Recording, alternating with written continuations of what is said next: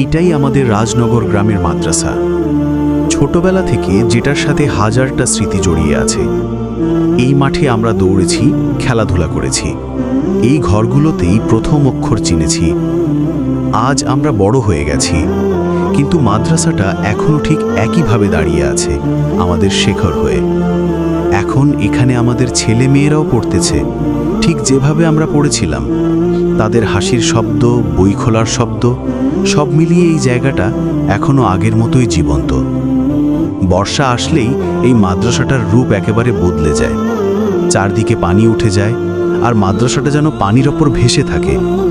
নিচে পানি ঢুকে গেলেও এই ঘরগুলোর আলো নিভে না, পড়ালেখা বন্ধ হয় না, যেন এই মাদ্রাসার প্রাণটাই আল্লাহর রহমতে জেগে থাকে সব সময়।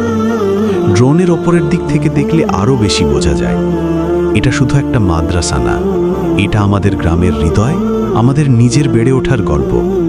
রাজনগরের এই মাদ্রাসা আজও আমাদের গর্ব, আমাদের ভালোবাসা।